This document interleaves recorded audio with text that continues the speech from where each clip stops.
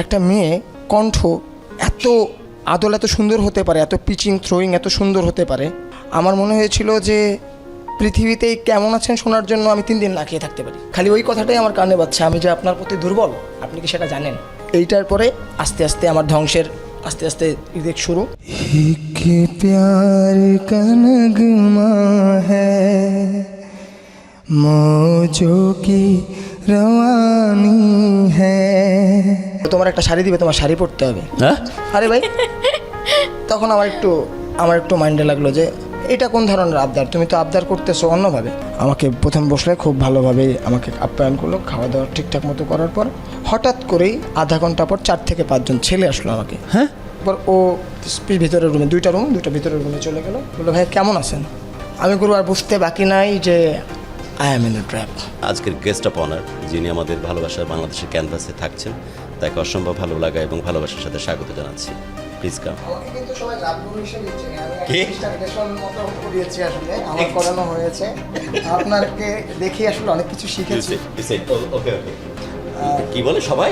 আমাকেও লাভগুরু হিসাবে অনেকে মানে সবাই চেনে ধরতে গেলে। আমার কোনো মেয়ের মন যদি কোনো নারী খুব কঠিন হয়, সাড়া দিচ্ছে না বা কিছু এরকম হলে আমাকেই বলা হয় যে ভাই একটু দেখ প্লিজ, তোর জন্য কাচ্চি ফ্রি, তোর জন্য এটা ফ্রি, ওটা ফ্রি। এইভাবেই আসলে আমাকেও চেনে। আর এটার পুরোটাই আসলে আপনাকে দেখে শেখা। আসলে আমি আপনার বাচনভঙ্গিগুলো খুব ফলো আমি শিখাইছি প্রেম কেমনে করা লাগে? অবশ্যই, কেন নয়। এটা বড় হচ্ছে আমার 12 বছর বয়স, ওরা বলবো যে আমার বাপ যেতে এত আগায় আছে, ওয়াই নট মি? 14 বছর বয়সে কেউ প্রেমে না পড়াশোনা করে? সমস্যা নেই, প্র্যাকটিস করুক। প্রস্তুতি ম্যাচ খেলার আগে, ফাইনাল ম্যাচ খেলার আগে তো প্রস্তুতি ম্যাচ খেলার প্রয়োজন হয়। তো সার্কেলে তোমাকে লাভগুরু নামে চিনি। হ্যাঁ অনেক, হ্যাঁ 31টা প্রেম করেছো না করিয়েছি। আমি নিজে করেছি একটাই, যার গল্প আজকে আপনার সাথে আমি শেয়ার করব। কিন্তু বাকি 31টা আমি করিয়েছি এবং 16 জন ম্যারিড। 16 জন ম্যারিড, হ্যাঁ 16 জনের হ্যাপি এন্ডিং। আর বাকি আচ্ছা, মানে অন রেকর্ড, মানে কোট আনকোট, মানে ওইভাবে বলার তোই নাই, বাট আসলে তো মানুষের যে সম্পর্কে যে ব্রিজ করতে পারাটা, এটা কিন্তু আল্লাহ সুবহানাহু ওয়া তাআলার পক্ষ থেকে অনেক বড় একটা ব্লেসিং। সো আমরা যখন ফান করতেছি, মাস্তি করতেছি, বাট ওখানে তো একটা দারুণ একটা ওয়ে ফরওয়ার্ড আছে। তারা অলরেডি সংসার করতেছে, রাইট? জি। সো লাভগুরু, অসম্ভব ভালোবাসার সাথে তোমাকে স্বাগত জানাচ্ছি। বাট তোমার নাম আমি যত জানি শান্ত। হ্যাঁ, আমার নাম শান্ত। শান্ত, শুনতে চাই যে প্রেমটা তুমি করেছো সেই গল্প। এই প্রেমটা ছিল আমি যখন কলেজে পড়ি, তখন 2015 আমার এসএসসি ব্যাচ, 15-16 যে আমার কলেজের যে ব্যাচটা, ওই সময়টা আমি যখন পড়ি, তো ন্যাচারালি আমি ছোটোবেলা থেকেই সোশ্যাল মিডিয়ায় তেমন একটা অ্যাক্টিভ ছিলাম না। আমি গান বাজনা, থিয়েটার, 7 বছর থিয়েটার করেছি, অনেক রকম। 7 বছর? হ্যাঁ, আমার 31টা গল্প আছে। এখন বর্তমানে ছোট ছোট কন্টেন্ট বানাচ্ছি এবং আপনাদের ঢাকা FM পরিবারের সাথে আমি অনেক আগে থেকেই যুক্ত, এর আগে 2বার এসে গেছি। আর প্রথমে আমি থ্যাংক ইউ জানাচ্ছি আর যে রিদম ভাইকে। উনি আমাকে বলেছিলেন, আমি বলেছিলাম আমার একটা গল্প আছে, খুব এটা শেয়ার করতে ইচ্ছা করছে না, বলতেছে আপনি করেন। রিদম আমাদের খুব ক্লোজেস্ট একজন কলিগ এবং খুবই কর্মার ছেলে এবং গুড আর্টিস্ট। হ্যাঁ, অনেক ভালো মানুষ এবং অনেক ফ্রেন্ডলি মানুষ।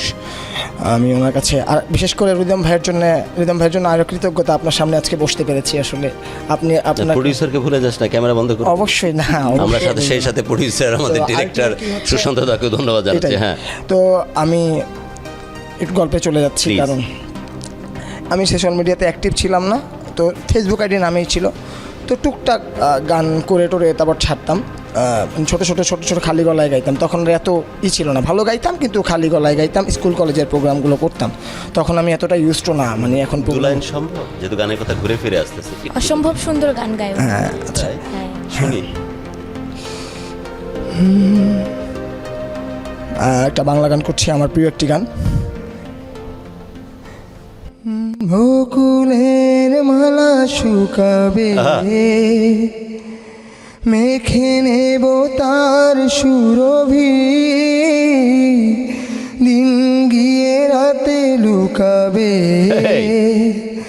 মুছো না কো আমারই ছবি, আমি মিনতি করে গেলাম, তুমি চোখের আড়াল হও, কাছে কি বা দূরে রাও, মনে রেখো আমিও ছিলাম, এই মন তোমাকে দিলাম, এই প্রেম তোমাকে দিলাম। বাহ, আরেকবার ওই লাইনটা, সুন্দর। বকুলের মালা। বকুলের মালা শুকাবে, মেখে নেব তার সুরভি, দিন গিয়ে রাতে লুকাবে, আহা, মুছো না কো আমারই ছবি, আমি মিনতি করে গেলাম, তুমি চোখের আড়াল হও, কাছে কি বা দূরে রও, মনে রেখো আমিও ছিলাম, এই মন তোমাকে দিলাম, এই প্রেম তোমাকে দিলাম। তুমি চোখের আড়াল হও, কাছে কি বা দূরে রাও, মনে রেখো আমিও ছিলাম। হ্যাঁ, সত্যি বলছি, ভালোবাসি তোমাকে, অ্যাবসলিউটলি ভালোবাসি তোকে। হয়তো ওইভাবে যত্ন করতে জানি না, বাট তারপরে মনে হয় কাছে থাক অথবা দূরে চলে যায়, সম্পূর্ণভাবে ভুলে যাস না কখনো, কারণ অনেক যত্ন করে ভালোবাসছি তোরে, অথবা আমার গর্বিত সন্তানের মায়ের কারণে হোক, যে কারণে হোক, ভালোবাসি তোকে। 3 নম্বর তারে বাড়ি মারছিস তুই, আমার এই চোখের পানির দিব্যি দিয়ে বলতেছিস। আল্লাহ যেন অনেক বড় প্রেমে তোকে দেখায় শান্ত। ওকে, গল্পে যাই। অবশ্যই। তো র্যান্ডমলি যখন ছোট ছোট ক্লিপগুলো খালি গলায় গিয়ে গিয়ে ফেসবুকে ছাড়তাম, হঠাৎ করেই একটা মেয়ে কমেন্ট করলো। তো ওর নাম ছিল অ্যাঞ্জেল রূপা। ইনি আমার স্বপ্নের মানুষই। আমি এখনও পর্যন্ত কারোর সাথে ওনার পরে, যদিও পরের গল্পগুলো আস্তে আস্তে বলবো। তো অ্যাঞ্জেল রূপা আমাকে শুধু একটা অসাম দেখছিল। তো অ্যাঞ্জেল রূপা, আমি সবাইকে থ্যাঙ্ক দিছি, ওকে অ্যাঞ্জেল শব্দটা বা ওই যে পাশে অ্যাঞ্জেল অমুক তমুক এইগুলো না আমি পছন্দ করতাম না, আমরাও করি না, ন্যাচারালি আমি পছন্দ করতাম না। তো তার কমেন্টে রিপ্লাই দিইনি। তো কিছুক্ষণের মধ্যেই সে কী করলো, আমাকে একটা ফ্রেন্ড রিকোয়েস্ট দিল। তো র্যান্ডমলি কেন যেন অ্যাকসেপ্ট করলাম। অ্যাকসেপ্ট করার পরে আমাকে বলল, এত সুন্দর গান প্রেম করেছেন কয়টা? প্রথম প্রশ্নটা এরকম ছিল। আমি বললাম, বিড়ালের ভাগ্যে শিখে ছেড়ে মাঝে মাঝে, কিন্তু আমার ভাগ্যে শিখে ছেড়েনি। আমার উত্তরটা এমনই ছিল। তো পরে বলছে ঠিক আছে, আচ্ছা থাক, আজকে এই পর্যন্তই থাক, বাকিটা আমি কালকে বলবো। পরে হঠাৎ করে আমার কাছে কেন যেন মনে হলো, এটা কে আসলে? মানুষ তো ন্যাচারালি জিজ্ঞেস করে কেমন আছেন, কী অবস্থা, আশয় বিষয়, হাই হ্যালো, এরকম কিছু। কিন্তু প্রথমেই আমার প্রেমের কথাটা বললো, কারণটা কি? আমি আরও একটু ইগনোর করার চেষ্টা করলাম। 3-4 দিন পর আমাকে আবার নক করলো। পরে বলতেছে, জনাব কি খুব ব্যস্ত? আমি বললাম হ্যাঁ, একটু ব্যস্ত। পরে সে আমাকে বলতেছে, কিছু যদি মনে না করেন কল করি। আমি বললাম, বুঝলাম না, আমার এত, আমাকে চিনেন না, জানেন না, অথচ আপনি বলতেছেন কল করবেন। আচ্ছা করেন। কিউরিয়াসিটিতে কল করলো। প্রথমে আমাদের মধ্যে মেসেজে খুব বেশি একটা কথা হয় নাই, এই এতটুকু কথাই। এরপর কল দিল আমাকে। কল দেওয়ার পর বলল, ভালো আছেন? ওই ভালো আছেন শব্দটাই আমার জীবনে গুরু সর্বনাশ ডেকে এনেছিল। কেমন ছিল শব্দ, মানে কি ফিল আসছিল, মানে কি টাইপ, একটু ডিটেলে? আমার কাছে মনে তুমি তো হয়েছে অনেক ক্রিয়েটিভ মানুষ, তুমি বর্ণনা করতে পারবে। র্যান্ডমলি একটা মেয়ে কণ্ঠ এত আদল, এত সুন্দর হতে পারে, এত পিচিং থ্রোয়িং এত সুন্দর হতে পারে। আমার মনে হয়েছিল যে পৃথিবীতেই কেমন আছেন শোনার জন্য আমি 3 দিন না খেয়ে থাকতে পারি। এই কেমন আছেন শব্দটা শোনার জন্য আমি 3 দিন না খেয়ে থাকতে পারি। তো বললাম, আমাকে না কেমন আছেন এরকম সুন্দর করে কেউ বলে নাই, আসলে কথাটা আবার বলবেন? আমার আবার ভিতরে একটা সত্তা আছে, আমি যদি কাউকে প্রশংসা করি সামনাসামনি করে, নিন্দা করলেও সামনাসামনি করি, স্ট্রেট ফরওয়ার্ড মানুষ আমি। বলতেছে, আমার কেমন আছেন শব্দটা আপনার এত ভালো লাগছে, আচ্ছা ঠিক আছে আবার বলছি কেমন আছেন। তো এইভাবে আমাদের কথা আগালো। কথা আগানোর পরে আমার সম্পর্কে আমাকে প্রতিদিন একটা করে তাকে গান শোনাইতে হতো। এবং আপনাকে যে গানটা শোনালাম সেই গানের পুরোটা লাইন আমি ওনাকে প্রতিদিন শোনাতাম। সব গান না শোনালেও এই গানটা তাকে শোনাতে হবে, এইটা একটা কন্ডিশন আমার মধ্যে ছিল। কথাবার্তা হলো, চলতেছে। তো কথায় কথায় বলতেছে, আপনার কেমন মেয়ে পছন্দ? একদিন আমাকে প্রশ্ন করতেছে সে কথার মধ্যে। আমি বললাম, মেয়ে বলতে আসলে ওরকম কোনো মেয়ে না, বলতে গেলে ঘরোয়া টাইপের মেয়ে। তবে আমার একটা স্বপ্নের সাজ আছে, আমি প্রত্যেকটা ছেলেই তো একটা মেয়েকে কল্পনা করে তার লাইফে, আমি একটা মেয়েকে কল্পনা করি এরকম, যেমন নীল শাড়ি পরা, তারপর হচ্ছে চুলে বেলি ফুলের খোপা, সব কিছু মিলাই ঝিলাই একটা হাতে রেশমি চুড়ি, টিপ নর্মালি টিপ। টিপ দিবে? হ্যাঁ অবশ্যই ছোট দিবে। না বড়? ছোট। ছোট টিপ। পরে বলতেছে আচ্ছা, আপনারাও একটু কল্পনায় যান, যেহেতু যে ধরনের ডিটেল বর্ণনায় আসছে, অনেকে নিজের মতো করে স্বপ্ন দেখা শুরু করছেন। স্পেশালি ছেলেরা পারমিটেড এই কল্পনার জন্য। আর এই ফাঁকে জানিয়ে রাখি 01841904904 এই নাম্বারে কিন্তু কমিউনিকেট করে সত্যি তানার সাথে আপনারা কমিউনিকেট করতেছেন এবং সেই থ্রুতে এই প্রোগ্রামে আসার একটা নহবত তৈরি হচ্ছে। বাট প্লিজ শেয়ার করুন, প্লিজ ডু শেয়ার। আমার মানে পাগলামি চলে আসবে, শোনেন, যদি ভালোবাসার বাংলাদেশের সাথে আমার কানেকশন না থাকে, সেই জন্য আপনাদের শেয়ার করা, এই কমিউনিকেশন সবার কাছে পৌঁছে দেওয়া খুব ইম্পর্টেন্ট। আমরা কমেন্ট খুব বেশি অনেক সময় এন্টারটেইন করতে পারি না, বাকি কমেন্টসগুলো কিন্তু খুবই যত্ন করে আমরা দেখি এবং উচিত হচ্ছে সেগুলোর ফিডব্যাকে দেওয়া। তা না হয় যদি পসিবল হয় আমি তো দিবই, সেই সাথে যদি তুমিও ফিডব্যাকগুলো দেওয়ার চেষ্টা করো। আমি কিন্তু কমেন্টে রিপ্লাই করে দিই। একদমই তাই। সো এই জিনিসটা আমরা মেনটেন করার চেষ্টা করবো। সো কমেন্ট কন্টিনিউ চলতে থাকুক, শেয়ার্ড হোক। আমরা আবার যাচ্ছি প্রোগ্রামে। তারপরে আমি বললাম আমাদের সাথে, আমাদের তো অনেক দিন যাবৎ কথা হচ্ছে, আপনার আমার কাছে কোনো আবদার নেই। আমি বললাম, ওই যে বললাম যে আমার ওই স্বপ্নের মানুষটার কাছে আমি আবদার করবো, মনে করে নেন না যে আসলে আমি আপনার সেই স্বপ্নের মানুষ। আমি কি, আপনি আস্তে আস্তে তো ভালোই পিঁপড়াগতিতে তো আগাচ্ছেন, এটা তো ঠিক না, পিঁপড়াগতিতে আগাচ্ছেন, এটা তো ঠিক না, এইভাবে তো উচিত না, এটা তো একটা পুরুষের জন্য বিপজ্জনক, আপনি তো বিপজ্জনক, আপনার সাথে কথা বলা যাবে না। এই কথা বলার পরে বলতেছে আচ্ছা, পরে হেসে দিছে। গুরু হাসার পর আমার কাছে মনে হয়েছিল যে আমার ফেসটা দেখা খুব জরুরি, মানে হাসির আওয়াজটা এত সুন্দর লাগতেছিল আমার কাছে। আমি তখনই একটা ঘোরের মধ্যে, যে ওনার ফেস না দেখলে মনে হয় আমার জীবনে অনেক কিছু চাওয়া, মানে পাওয়া, একটা বিশাল পাওয়া অপূর্ণ হয়ে যাবে। তো আমি বললাম যে একটা আবদার করতে পারি, এখনই করে ফেলি। বললো কি, আপনি একটা ছবি দিবেন। বলে আমিও বলতে চেয়েছিলাম ছবি দেওয়ার জন্য, আপনার একটা ছবি, আপনি আগে আমারটা দেন, আপনারটা দেন। পরে বলতেছে না আপনি দেন। আমি বললাম আবদার তো আগে আমি করছি, আপনি আপনারটা দেন। পরে দিল। দেওয়ার পরে ওর চোখের দিকে সবচেয়ে, যদি আমি বলি, আপনি বললেন না গরিব, আমি বললাম খাতারনাক হইতে হচ্ছে চোখ। ওর চোখ দিয়ে ও যে কোনো মানুষকে ধ্বংস করে দিতে পারে যদি ওর ক্ষমতা এরকম আছে। চোখটা খুব সুন্দর ছিল।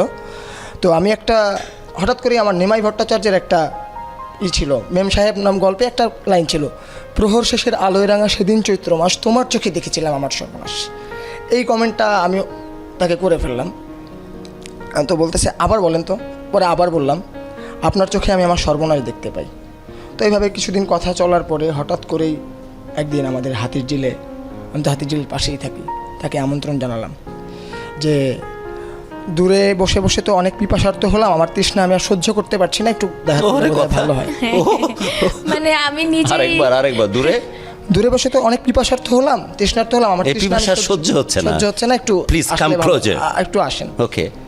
তো আমি ন্যাচারালি বললাম অনেক মেয়ে মানুষকে ডিল করছি, যেহেতু 31টা অনেক মেয়ে মানুষকে ডিল করছো। এবং আমি আপনাকে আরেকটা কথা বলি, প্রোডিউসার কিন্তু অনেক পাঁচ লাইন পাচ্ছে না, হ্যাঁ, মানে হুক হিসাবে দেওয়ার জন্য পরবর্তী ডিল করা বলতে রিলেশন অনেকে করাইছি, ডিল করছি, যার কারণে। আর তাছাড়া আরেকটা কথা বলি, এটা সত্য কথাই, আমার ছেলে ফ্রেন্ডের চাইতে মেয়ে ফ্রেন্ডের অনেক বেশি। আচ্ছা, তোর ফ্রেন্ড সার্কেল আছে মানে বেশি মেয়ে ফ্রেন্ড? হ্যাঁ অনেক বেশি। ছেলে হিসেবে আমার মনে হচ্ছে কেন আমাদের মধ্যে ফ্রেন্ডশিপটা হয়। আরে শোন, এখন সিনিয়র জুনিয়র চলে, একসাথে ফ্রেন্ডশিপ হওয়া যায়, আমরা একসাথে আড্ডা দিব না, এটা আমার বিশ্বাস আছে যে বন্ধুত্বের কোনো বয়স লাগে না। আড্ডা দেওয়ার সময় তো আমরা সবাই একসাথে আড্ডা দিই। হ্যাঁ অবশ্যই তুই সহ বাকি তো সার্কেল। হ্যাঁ হ্যাঁ অবশ্যই। আজ কিন্তু বন্ধুত্ব ফাইনাল হয়ে 100%। পর করিস না, শোন। আপনার বন্ধুত্বটা চিনির চাইতে মিষ্টি, চিনির চেয়ে মিষ্টি কিছু থাকলে বেশি খাবো না, কিন্তু তাহলে ডায়াবেটিস হয়ে যাওয়ার সম্ভাবনা আছে। বাট পজিটিভ হোস না তোর ফ্রেন্ডদের ক্ষেত্রে, সবাই মিলে একসাথে তো আড্ডা দেবো। ওকে তারপর আচ্ছা যাই হোক, এরপর হঠাৎ করে আমি বললাম ঠিক আছে চলে আসেন। বলতেছে আমি তো ফ্রি না, আমার তো শুক্রবার ছাড়া হবে না। আমি বললাম শুক্রবার ঠিক আছে। তো আমি হাতির ঝিলে গানের থ্রুতে এবং কথা বলার থ্রুতে সবার কাছে পপুলার, সবাই আমাকে চেনে। তো আমি চিন্তা করলাম এখানে যদি আমি শিওর যদি ওকে নিয়ে আসি, কেউ একজন ছবি তুলে আমার কাছে ট্রিট দাবি করবে। তো ওই মুহূর্তে তো বুঝিনি, কেবলমাত্র 2-3টা টিউশন করাই এরকম, তো টাকার তো একটা ব্যাপার আছে। ওর কাছে আসলে মিনিমাম 1000 টাকা তো আমার খরচ করা লাগবে। তো দাবাকোট নামে একটা জায়গা আছে আমাদের হাতির ঝিলে, আমি দাবাকোট নিয়ে গেলাম। নিয়ে যাওয়ার দাবা খেলে একটা সিঁড়ি এসে বসা, ওইটাই দাবাকোট না? হ্যাঁ দাবাকোট নামে পরিচিত। আচ্ছা, ওখানে নিয়ে গেলাম, ওখানে নিয়ে কথাবার্তা বললাম। কথাবার্তা বলে সুন্দরভাবে খাওয়া দাওয়া করে চলে গেল। মানে খুব সুন্দর করে, সবচেয়ে ভালো বলতে আমাকে বলছিল যে আপনার কোনো গোপন ইচ্ছা আছে, হ্যাঁ, আপনার কোনো গোপন কোনো ইচ্ছা আছে আমাকে দেখে। আর প্রথম দিনই সে কী করছিল, নর্মাল একটা সালোয়ার কামিজ পরে আসছিল। আসার পরে ওনাকে সুন্দর লাগছিল আসলে। কি রঙের? হ্যাঁ, কি রঙের? ন্যাচারালি হচ্ছে সোনালি কালারের একটা ও, আচ্ছা। পোশাক পরে আসছিল, সুন্দর লাগতেছিল। তো আমার মনে হয় ওই মুহূর্তেই আমার ধ্বংস অবশেষ শুরু হয়ে গেছিলো, যার কারণে আমার দেখলেও সব কিছুই সুন্দর লাগতেছিল। বলে না পীড়িতের পেতনিও ভালো, বিষয়টা এরকমই। কিন্তু আসলেই তো সুন্দরই ছিল আসলে, আর ওই সুন্দরই ছিল। গোপন ইচ্ছা ওই আলাপটা, হ্যাঁ, গোপন ইচ্ছাটা বললো। আমি বললাম আপনার একটা গোপন ইচ্ছা আছে? আমি কই হ্যাঁ গোপন ইচ্ছা আছে, আমার ইচ্ছা করে যে কারো কোলে মাথা রেখে একটু শোবো। আমি জীবনে শুই নাই মা ছাড়া। তারপর এতটুকুই গোপন ইচ্ছা। বলতেছে যে আচ্ছা ঠিক আছে, ইচ্ছাটা দেখি কখনো পূরণ করা যায় কিনা। তখন বুঝলাম যে না, আমি যদি আগাই আমি মিস করবো না প্রজেক্ট 100%। মনে মনে এটাই ভাবছিলাম, যে ডায়লগটা আমি আপনাকে দিছি মাত্র এটাই ভাবছিলাম যে প্রজেক্ট মনে হয় আমার সাকসেস, আমি মনে হয় মিস করবো না। যেহেতু বললো দেখি গোপন ইচ্ছাটা পূরণ করা যায় কিনা, কারণ আমিও তো আগে এরকম মানুষের হ্যাঁ, মনের খবর পড়তাম আর কি, করতাম মানুষের সাথে বৃষ্টি আমি তৈরি করতাম, তো আমার তো জানা ছিল, ওই এক্সপিরিয়েন্স কাজে লাগতেছে। ওই এক্সপিরিয়েন্স কাজে লাগতেছে। তো আলটিমেটলি পরে এই পর্যায়ে গেলাম। যাওয়ার পর হঠাৎ করেই সে চলে যাওয়ার পর একদিন কোনো খোঁজ খবর নেই, আমারও কোনো খোঁজ খবর নাই। র্যান্ডমলি আমি কিছু বললাম না। একদিন পর সে আমারে কল দিল, বললো আমি যে আপনারে কল দিলাম না, আপনি তো আমারে কল দিলেন না। আমি বললাম আমি ভাবলাম আপনি হয়তো কোনো কারণে ব্যস্ত ছিলেন, এজন্য আর আপনাকে ডিস্টার্ব করি নাই, আপনি তো আমাকে কল দিবেনই, এটা তো আমি জানি। কয় ভাই এত পাওয়ার আপনার, যা আপনি এতটুকু মনের খবর এত রাখেন। আমি চাইছিলাম যে আপনি আমাকে কল দেন, আমি ভাবছিলাম যে আপনি ব্যস্ত ছিলেন হয়তো। তো হঠাৎ করে বলতেছে একটা সত্যি কথা বলি। আমি বলেন। কয় আপনি কি বুঝতে পারতেছেন আমি আপনার প্রতি দুর্বল? আমি বললাম যে চাইলাম চিনি, এখন দেখি যে মন্ডা মিঠাইয়ের হাড়ি, মধু। চাইলাম চিনি মন্ডা মিঠাইয়ের হাড়ি। পরে বললাম দুর্বলতাটা তো আসলে ফ্যাক্ট না, ফ্যাক্ট হচ্ছে আপনি আমার প্রতি কী পরিমাণ দুর্বল, ফ্রেন্ড হিসেবে দুর্বল নাকি আপনি আমাকে ট্রাস্টের জায়গা থেকে নাকি অন্য কিছু থেকে। ভাই আপনি কিভাবে হলে ভালো হয়?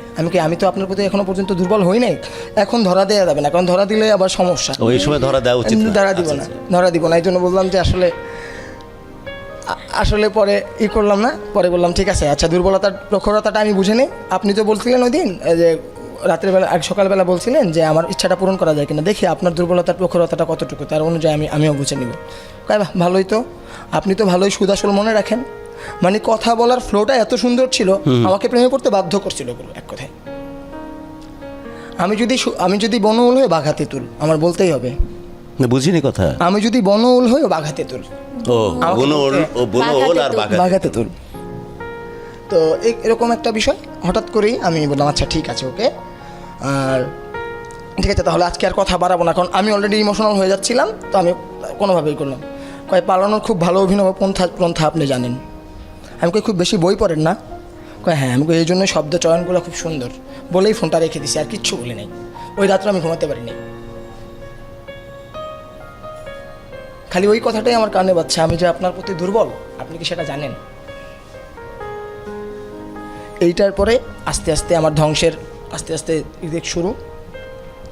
তো হঠাৎ করেই আসলে আলটিমেটলি আমার চিন্তা ভাবনায় অন্যরকম। আমার তো এখন টার্গেট যে না, যদি সঙ্গী হিসাবে কাউরে পেতে হয় ওরেই পাবো, যা কিছু করা লাগুক। এখন 2-3টা টিউশনি করাই, 4টা টিউশন, 2-3টা টিউশনি করাই এর মুহূর্তে আর কয় টাকাই পাওয়া যায়? মোবাইলে এমবি ভরতেও তো টাকার প্রয়োজন আছে। তো টিউশনি আরও 2টা বাড়াই নিলাম। বাসায় বললাম যে 3টাই করাই, আসলে করাইতাম 5টা। প্রথম মিথ্যা, প্রেম নাকি মিথ্যা দিয়ে শুরু হয়, আমি জানছি প্রেম নাকি মিথ্যা বলতে হয়। প্রথম মিথ্যা হচ্ছে টিউশনি করাতাম 5টা, বলি করাই 3টা, আর বাকি 2টা কি এমবির জন্য। হ্যাঁ, এমবি কিনবো, এই জন্য কী করবো, আসক্তি হয়ে গেছে, কী করবো, কিছু করার নাই, কথা তো আমাকে বলতেই হবে। তো একদিন বলতেছে আমি তো আপনার এলাকায় গেলাম, আপনি আমার এলাকায় একটু আসেন। আমি বললাম আপনার এলাকাটা কোথায়? আমি তো গাজীপুরে থাকি, ওখানে পড়াশোনা করে, বাবা মা গ্রামে থাকে। আমি বললাম আচ্ছা গাজীপুর তো আমার যাওয়া পসিবল না, কারণ আমার একটু ঝামেলা আছে, আমার তো আপনি জানেনই। তাহলে একটা কাজ করেন, তাহলে আপনি আশেপাশে কোথাও আসেন। পরে আমাদের এখানে জিয়া উদ্যান, চন্দ্রিমা উদ্যান নামে একটা জায়গা আছে না, ওই জায়গায় আমি ওনারা ইনভাইট করলাম। তো ঠিক আছে আপনি ওখানে আসেন, ওখানে আমরা কথা বলবো, কোনো সমস্যা নেই। আর হাতের ডিল এমনিতেও আমার জন্য রিস্কি, কারণ কেউ সবাই আমাকে চেনে, কে আবার কোন সময় কোন ছবি ভিডিও? তুলে আমাকে আবার করবে, ব্ল্যাকমেল করবে। বন্ধু বান্ধবের তো অভাব নেই। তো বলতেছে আচ্ছা ঠিক আছে, আপনার মনে ভয়ও আছে তাহলে। মানে প্রত্যেকটা কথায় একটা একটা করে মজা দিত আর কি, কীভাবে মানুষকে গ্র্যাপ করতে হয়। আমি সারা জীবন মানুষকে গ্র্যাপ করছি, আর উনি আমাকে কীভাবে গ্র্যাপ করতেছে। আমি বুঝতেছি যে I am in a trap, but আমার কিছু করার নাই। আমি মনে হয় হিপনোটাইজড হয়ে গেছি, এমন একটা অবস্থা। পরে বললাম, পরে চিন্তা করলাম আমি তো ট্র্যাপে পড়ে যাচ্ছি। আবার মনে মনে ভাবতেছি এটা তো মধুর ট্র্যাপ, এটা তো হানি ট্র্যাপ, এটা তো মধুর ট্র্যাপ। হানি ট্র্যাপ? হানি ট্র্যাপ, ওই হানি ট্র্যাপ ওই অর্থে না, আমার জন্য প্রেমের মধুর ট্র্যাপ আর কি। তারপর বলতেছি আচ্ছা ঠিক আছে, দেখা যাক। উনি আমাকে বলতেছে যে আপনি আসার পরে বিশ্বাস করবেন, নীল শাড়ি আমি ঠিক যেভাবে বলছিলাম ঠিক ওইটাই পরে আসছে। আমি একটা জিনিস জানতাম যে যদি কোনো ছেলেকে কোনো মেয়ে ভালোবাসে তার জন্য সাজে, এটা একটা সিমটম। তখন আর আমার বুঝতে বাকি নাই যে আসলে সে আমাকে ভালোবাসে, সে আমাকে ভালোবাসে, এটা বুঝতে আমার আর কোনো বাকি নাই। সব কিছু মিলাই ঝিলায় ওই হিসাবটাই অন্যরকম। হারাই গেছিস আমি নাকি? পুরো হারাই গেলাম। এখনো তো হারাই না, গেছিস? হ্যাঁ, ধরতে গেলে এরকমই। পরে দেখে আমার শান্ত ভাবতেছিল না? না, আমার চোখ, আমি এখনো আমার চোখে আমি ওনাকে দেখতে পাচ্ছি যে দেখলাম আমরা লস্ট হয়ে বিষয়টা গেছি। এরকম। আমার বুঝলাম যে 2-5-10 সেকেন্ড লস্ট ছিল তো। হ্যাঁ, এরকম সুন্দর করে আমি মানে কি বলবো ওনারে দেখতেছিলাম। কয় কি আমাকে কি প্রশংসাও করবেন নাকি শুধু দেখতেই থাকবেন? আমি কই চোখের ভাষা যে বুঝতে পারে না সে তো প্রেমিকা হতে পারে না। স্ট্রেট ফরওয়ার্ড বলছি, চোখের ভাষা বুঝতে হবে। প্রেমের প্রথম পর্ব হচ্ছে চোখের ভাষা বুঝতে হবে, পূর্ব রাগটাকে বুঝতে হবে। পরে বলতেছে আমাকে একটু শেখাবেন, আমি কই শেখাতেই আসছি। এই কথা কিন্তু আমরা কিন্তু কেউ কাউরে এখন ওই পর্যন্ত আই লাভ ইউ বলিনি। আমাদের মধ্যে প্রেমের অলরেডি আনঅফিসিয়াল হয়ে গেছে যে প্রেমিকা হতে পারে না। আমাকে একটু শেখাবেন, আমাকে শেখাতেই আসছি, এতটুকুর মধ্যেই আছে। থাকার মধ্যে হঠাৎ করেই আমারে বলতেছে আপনি আমার জন্য কী করতে পারবেন? আমি কী করতে বলেন? বলে আচ্ছা আমি কিন্তু কঠিন পরীক্ষা দিব। আমি বললাম আচ্ছা ঠিক আছে, কঠিন পরীক্ষা দিব। কয় ঠিক আছে, একটা কাজ করতে হবে আপনার। বলে কি? কয় ওই যে ভিক্ষুকটা দেখছেন? আমি কই হ্যাঁ।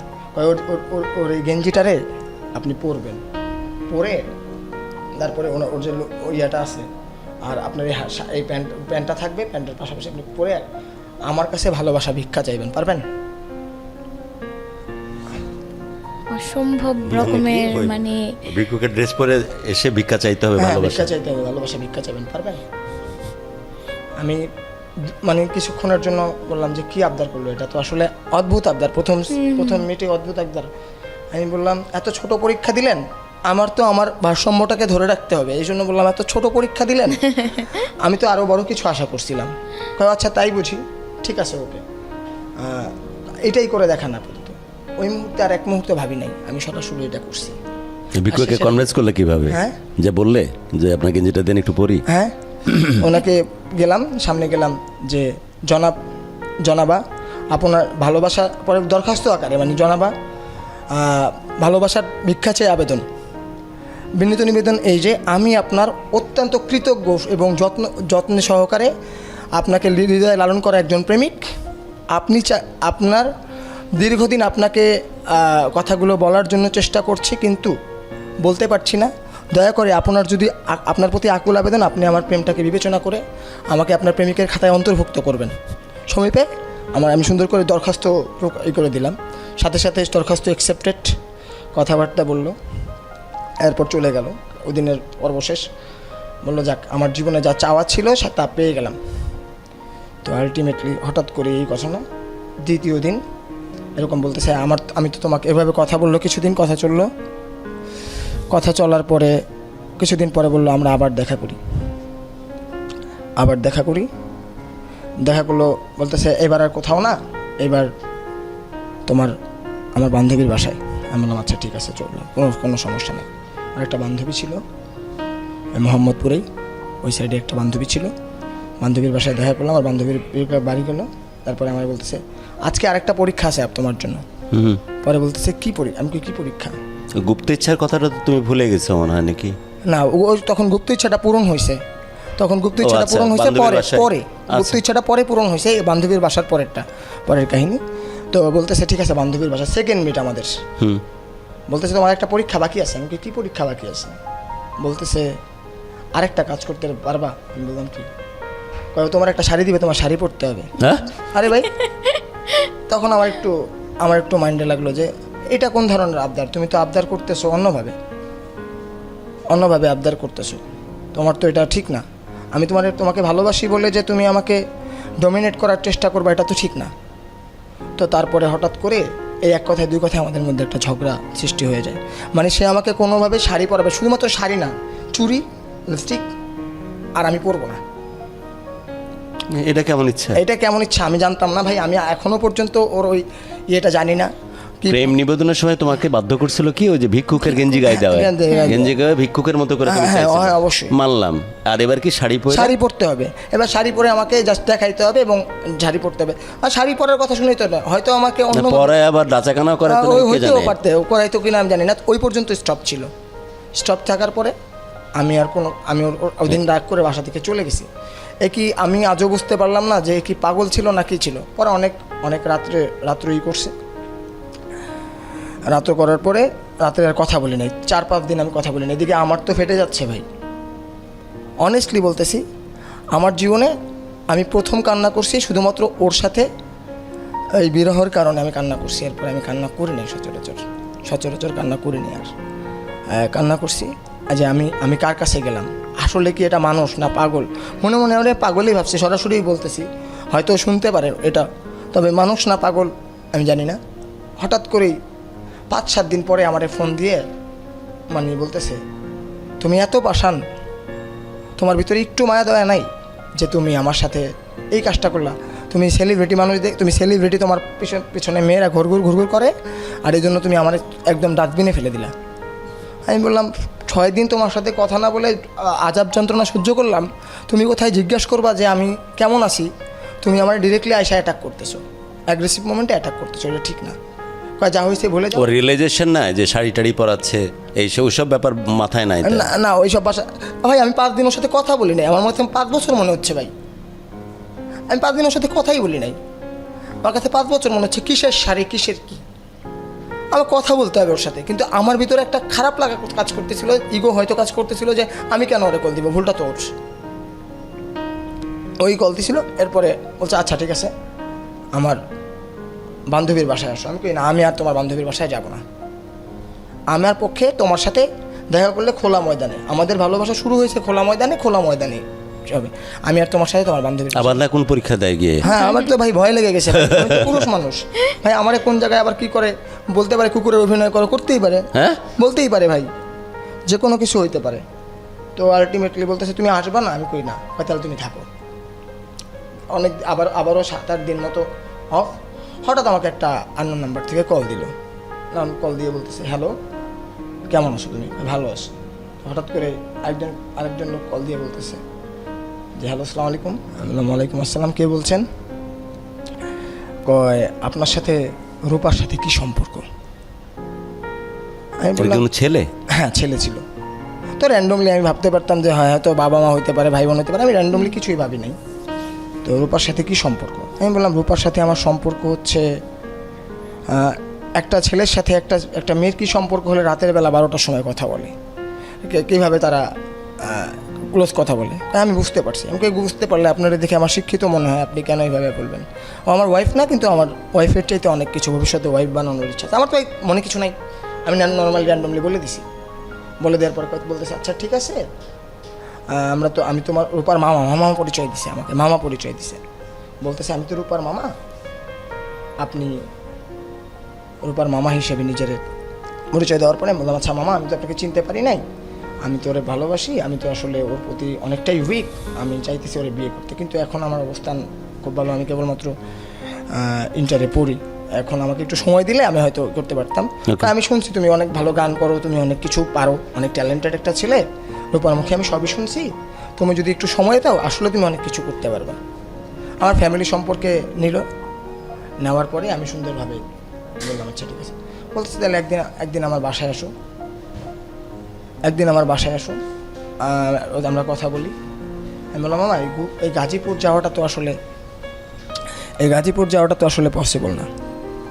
আমার তো দেখা করলে আমাদের এলাকায় আপনি আসেন, সম্পূর্ণ আদর আপ্যায়ন আমি আপনাকে করব, যেহেতু আপনি মামা হিসেবে পরিচয় দিয়েছেন, আপনি আমার মুরব্বী, গুরুজন, আপনি আসেন, আমি আদর আপ্যায়ন করবো। কেন না, তুমি আসো, তুমি অনেকবার ওরে আদর আপ্যায়ন করছো। আমি কি ওরে আপ্যায়ন করছি? আপনাদের তো আপ্যায়ন করার সুযোগ পাইনি, তাহলে কীভাবে আমি আদর আপ্যায়নটা করব? তো এরপরে আবার কিছুদিন গেল, কথাবার্তা বললাম, কোনো পক্ষ থেকে কোনো সাদা শব্দ নাই। এর মধ্যে রূপা আমার কাছে বেশ কয়েকবার আসলো গেল, কথাবার্তা হলে আবার র্যান্ডমলি চলতেছিল। হঠাৎ করে মামা একদিন বলতেছে, শান্ত তো আসলো না, শান্তর সাথে তো কোনোভাবে হলো না, শান্তকে এত আসলে মনে হয় তোরে ভালোবাসে না। মামা এইভাবে কথা বলতেছে। আমি হঠাৎ করেই আমার মাথার মধ্যে একটা জিনিস কাজ করলো, কিরে মামা বলবে কেন ভালোবাসে না? বললে মামি বলতে পারে। আমি কই শিওর তুমি মামাই বলছে এই কথাটা? মামা বলছে? কয় হ্যাঁ মামাই বলছে। আমি কই মামা তোমার এই কথা তো বলার কথা না, তিনি যদি সিনিয়র হয়ে থাকে, তুমি মামা বলতেছো, তোমার সাথে এই কথা শেয়ার করার কথা না। আমার অন্যরকম ভাই, আমার ডাউট কিন্তু শুরু হয়ে গেছে অলরেডি। পরে বলতেছে, আমি বলি মামি বলতে পারে দুষ্টামি করে, কিন্তু মামা তো বলতে পারে না। কারণ মামাই বলছে, মামা আমার সাথে অনেক ফ্রি। এখন আমার ডাউট লাগছে আসলে এটা কেমন মামা হইতে পারে। এরকম 2-3 বার ছেলেটা আমাকে ফোন দিয়ে বলতেছে, তুমি তো আর আসলে না। আমার আশা নিয়ে তাদের এতই কেন? ভাই আমি মানুষকে, সত্যি কথা আপনাদের দোয়ায় আমি মানুষকে ডিল করছি, মানুষ চিনি, মানুষের চোখ পড়তে পারি। আস্তে আস্তে যখন দেখতেছি আমি তার বাসায় যাচ্ছি না, তখন সে আস্তে আস্তে আমার দিকে থেকে আস্তে আস্তে জুতাটা টানতেছে, মানে উনি সরে যাওয়ার চেষ্টা করতেছে। আমি বললাম, একদিন বলতেছি যে কোনো কারণে কি তোমার অন্য কোনো ছেলের মনে ধরছে, ডিরেক্ট বলে ফেলছে ভাই, আমি সরাসরি অন্য কোনো ছেলের মনে ধরছে, বা কোনো রকম কোনো সমস্যা পরিবার থেকে বা কোনো ঝামেলা থেকে যদি হয়, আমার সাথে যদি রিলেশন কন্টিনিউ করা, আমার মুখ দিয়ে কেন জানি বের হয়ে গেছে, কন্টিনিউ করা যদি তোমার জন্য ইজি না হয়, তাহলে তুমি কাজ করো, তুমি আমাকে বলো, আমি ওই ছেলের সাথে তোমার পরিচয় করাই দেবো। আমার যদি তোমার কোনো, কারণ আমার মধ্যে এমন কিছু নাই, আর তাছাড়া আমি ফিজিক্যালি চ্যালেঞ্জড একটা মানুষ। আমি ওই দিনই পরে বুঝতে পারলাম, আমি বলতেছি আগে বিষয়টা অ্যাড করে রাখি। আমি ওই দিনই বুঝতে পারলাম, যেদিন আমার পায়ের সমস্যাটাও রিয়েলাইজ করছে, ওই দিনই আমার কাছে মাইনাস হয়ে গেছিলাম। ওই দিনই মাইনাস হয়ে গেছিলাম। আমার কিচ্ছু আমার হারাইতে পারে না, আমার হারিয়ে দিয়েছে শুধুমাত্র আমার এই পায়ের চ্যালেঞ্জের কারণে আমি হেরে গেছি। এরপরে হচ্ছে চ্যালেঞ্জের কারণে আমি হেরে গেলাম, এই কথা চিন্তা করে এরপর গেলাম, বলতেছে তুমি আসতেছো না, তোমার সাথে কথা, তুমি মনে হয় আমার সত্যি সত্যি ভালোবাসো না, আমার কথা বোধ হয় সত্যি। আমি বললাম, আশা না আসা দিয়ে তো তুমি জানো না। পায়ের সমস্যাটা শুরু কিভাবে? আমার পায়ের সমস্যাটা হচ্ছে, আমি যখন 2 বছর বয়স, তখন আমার টাইফয়েড হয়েছিল। টাইফয়েডের কারণে আমার পায়ে এফেক্ট করার পরে হয়ে গেছে। তবে আমি আল্লাহ তাআলার কাছে অনেক শুকরিয়া যে আল্লাহ তাআলা এমন কিছু ট্যালেন্ট দিছে। গুরু, আমি আপনাদের বলি, আপনি র্যান্ডমলি কোনো গিটার বাজাবেন, গিটারের যে কোনো টোন আমাকে দিবেন, বাজাবেন, আমি ইনস্ট্যান্ট বসে সুরসহ গান কমপ্লিট করে দিতে পারবো এখানে বসে। যদি চান আপনি দেখতে পারেন র্যান্ডমলি, আমি এটা পারি। তো তোমার কাছে কি মনে হয়েছিল মেয়েটা যখন তোমার কাছে সরে যাচ্ছে, তখন এই জিনিসটাই তোমাকে হারায় দিছে? আমার কাছে মনেই হয়েছিল যে এই জিনিসটা বোধহয় আমাকে হারাই দিছে। এই যে তুমি ফিজিক্যালি চ্যালেঞ্জ, এই যে পায়ের সমস্যা আছে, এটাই তোমাকে হারাই দিছে। এটাই আমাকে হারাই দিছে। তো আমি এই জিনিসটা পরে চিন্তা করলাম যে কি উল্টাপাল্টা চিন্তা করতেছি, হয়তো পরিবারের থেকে প্রেশারে আসে সে এই কারণে। কারণ আমিও ছোট, সেও তো খুব বড় না, ছোট মানুষ, তো হয়তো বা প্রেশারে থাকতেই পারে একটা মানুষের। চারিদিকটা হিসাব নিকাশ করতে হবে। পরে চিন্তা করলাম যাওয়ার পরে বলতেছি আচ্ছা ঠিক আছে, শুক্রবার দিন আমি যাব। আমরা শেষের দিকে যাচ্ছি। হ্যাঁ, এখন শেষের দিকে যাচ্ছি। আরও অনেক কাহিনী ছিল, বলা হলো না। যাবো, এরকম দেখা সাক্ষাৎ হল, শুক্রবার দিন যাব। হঠাৎ করেই আমার এক বড় ভাই, আমি নাম প্রকাশ করবো না ওনার,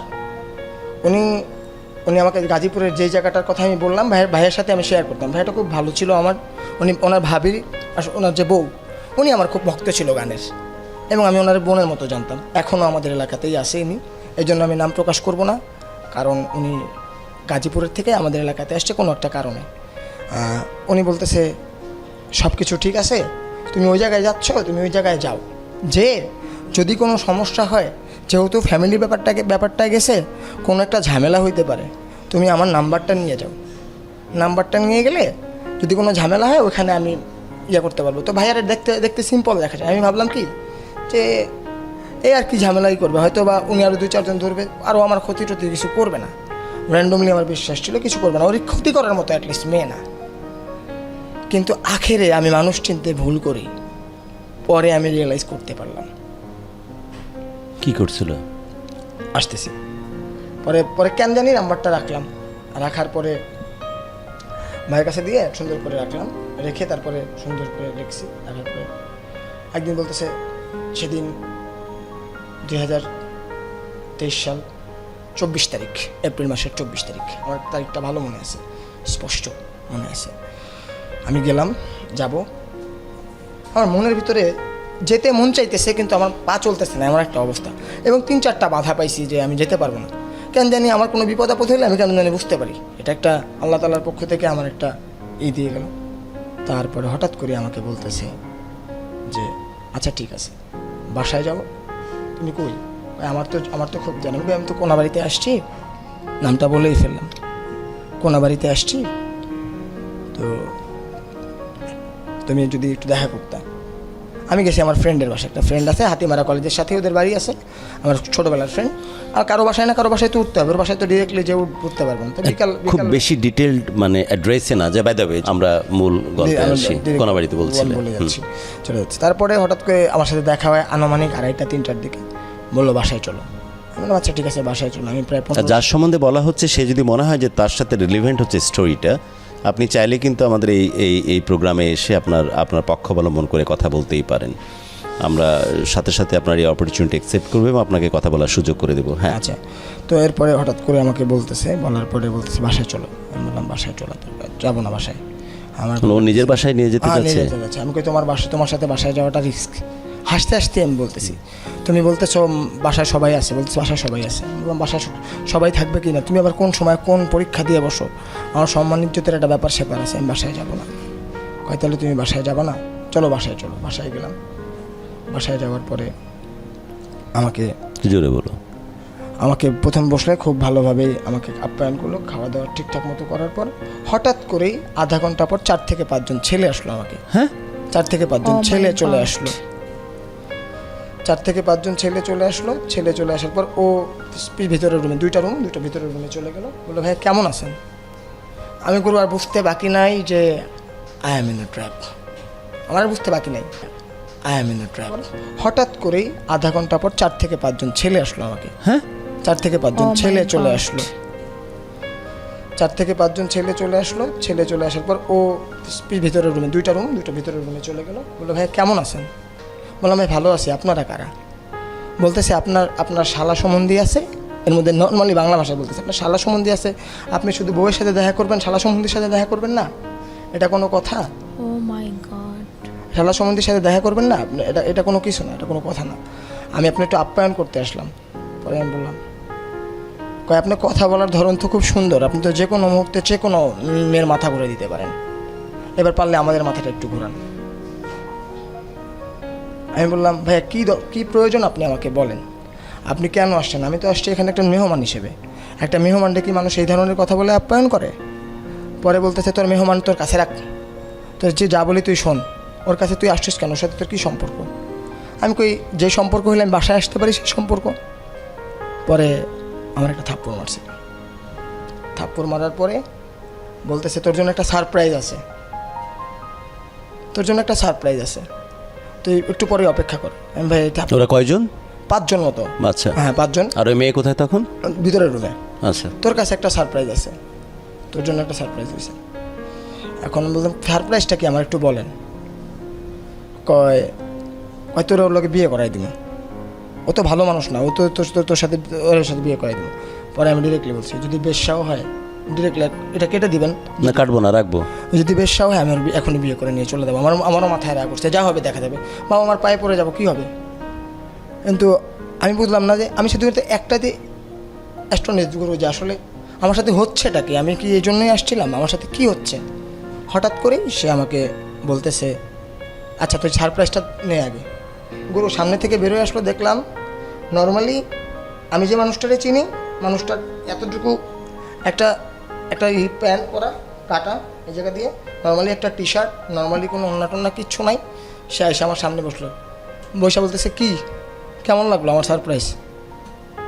কে আসতেছে? নাটক টাটক বলতেছিস না? না না না না রূপা মানে ওই মেয়ে ওইভাবে গেটআপ চেঞ্জ করে কি গেটআপে? ওই একটা নর্মালি মনে করেন এই যে বেগি প্যান্ট সিস্টেম আছে যেখানে ছেঁড়া থাকে, ছেঁড়া টাইপের, হ্যাঁ এরকম টাইপের। তো ওরা হয়তো সম্ভবত ভাবছিল যে আমি খুব বড় ফ্যামিলির। আমি পরে বুঝতে পারছি বিষয়টা যাওয়ার। যাই হোক, তারপর টি শার্ট পরে সামনে এসে বসতেছে। কি কেমন লাগলো? বসে কি বলতেছে? ওই মেয়ে বলতেছে হ্যাঁ বলতেছে আমি কই ভালোই লাগলো, তোমার ভালো লাগতেছে, তোমার তো যাতে দেখি তাতেই ভালো লাগে। জীবনের সবচাইতে এইটা আমি কারো কাছে কোনো দিন শেয়ার করি নাই, এবং আমার আল্লাহ সাক্ষী আমি যা বলতেছি একদম একদম অন পয়েন্ট লাইভে আমি সত্য কথাই বলতেছি। ওরা ভাবছিল যে আমি অনেক ভালো মেয়ের একটা ছেলে, আমার দিয়ে হয়তো কিছু করা যাবে। তারপর স্টোরিটা তারপরে গেলাম, যাওয়ার পরে আমি বললাম আচ্ছা ভালো লাগতেছে তোমার অন্য ড্রেস আপে ভালো লাগে, ফরেন ড্রেস পরো তাইলে। তাহলে আমি কিন্তু র্যান্ডমলি আমি বুঝতে পারতেছি যে আমি কিন্তু শেষ, কিন্তু আমারই করা যাবে না।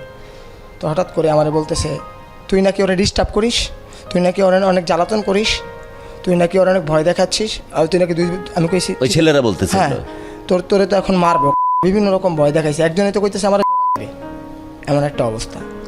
আমি বললাম জবাই দিলে ভাই কিছু করার নাই, আমি যদি করতাম তাহলে তো ওর সাথে এতদিন কথা বলতেছিলাম। কয় তুই, আমি কই ওর সাই ছিল, আমি নর্মালি বলছি। কয় ওর সাই ছিল, আমি বললাম কয় হ্যাঁ ওরও সাই ছিল।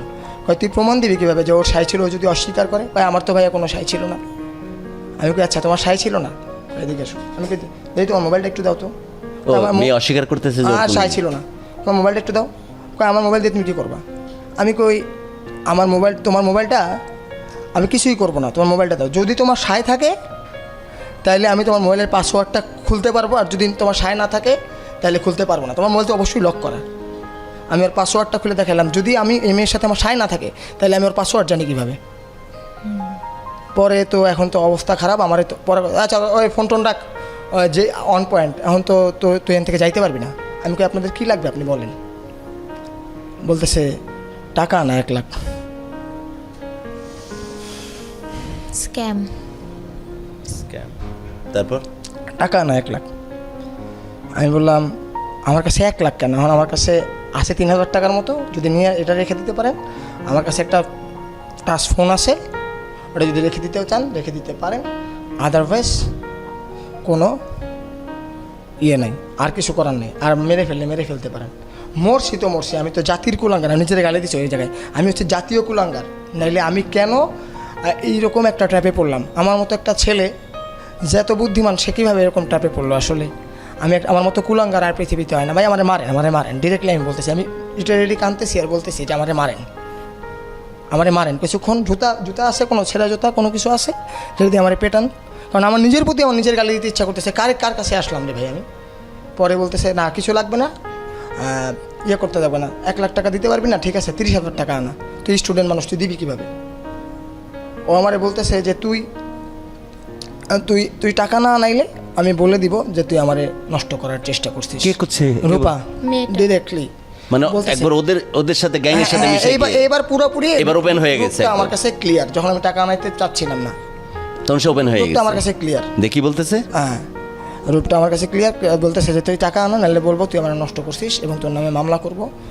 আর আমি তো চিন্তা করছি এটা যদি ফ্যামিলির কাছে দেয়, ফ্যামিলি আমার টাকা দেবে, কিন্তু ইজ্জতটা কোথায় থাকবে? মানুষ জানাজানি হইলে আমার যে একটা ইজ্জত। গুরু, আমার জীবনে আমি কোনো মানুষের ক্ষতি করি নাই, আমার জীবনে আমি কারো ক্ষতি করি নাই, আমার জীবনে একটা মানুষ এই 4টা মাস আমার সাথে 4 মাসের রিলেশন ছিল। 4 মাসের কষ্ট আমার 40 বছরও যাবে না। আমার জীবনে আমি একটা মানুষের ক্ষতি করি নাই, কিন্তু আমার সাথে এমন একটা ঘটনা ঘটলো। আমার নর্মালি ছিনতাইকারী নিয়ে যাইতো, তাও একটা কথা ছিল, কিন্তু যারে ভালোবাসলাম তার জন্যে এই অবস্থা। আমি কারে কি বলবো, কারে কি করবো আমি বুঝতে পারতেছিলাম না। মানে কি বলবো, আমার মনের মধ্যে কিচ্ছু নাই। এই যে একটু আগে আপনাদের সাথে মজা করলাম না অনলাইনে, আগে আমি কিন্তু ওইটাই ছিলাম, কিন্তু একটা ঘটনা অলরেডি আমারে পুরো চেঞ্জ করে দিছে। আমি যখন আপনাদের এখানে আসলাম, আপুরা অনেক কথা বলতেছিলাম, চুপ ছিলাম। আমি বারবার রিদম ভাইকে বলতেছিলাম যে ভাই আমি আসলে এটা শেয়ার করবো না, কারণ শেয়ার করলে ওরা ছোটো করা হবে। আমি তো ছোটো করতে চাই না, আমি তো ভালোবাসছিলাম। আমার ভালোবাসাটা তো সত্য ছিল। আমি এতটুকু বিশ্বাস ছিল যে আমি যত এতগুলো মানুষের রিলেশন করেছি, আল্লাহ তাআলা কারো না কারোর সাথে আমার ভালো একটা কারোর সাথেই করা হবে। যেহেতু আল্লাহ তাআলা আমাকে মন থেকে সাড়া দিচ্ছে, সেহেতু ও বলে ভালোই হবে। পরে আর কী বলবো, বলার কিচ্ছু নাই।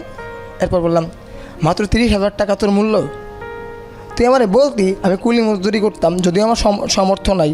কয় তুই তো কুলি মজদুরিও করতে পারবি না, তোর তো এই সামর্থ্য নাই। তারপরে আমার বলে তুই তো ল্যাংরা। বিশ্বাস করেন, পরে বলতেছে তুই টাকা আন। আমি বললাম যে টাকা কী করে দিব, আমার একটু সময় লাগবে, তুই আমার ফোনটা দে। তখন আমিও তুই কয় তুই এই প্রথম আমারে তুই বললি জানিস তো।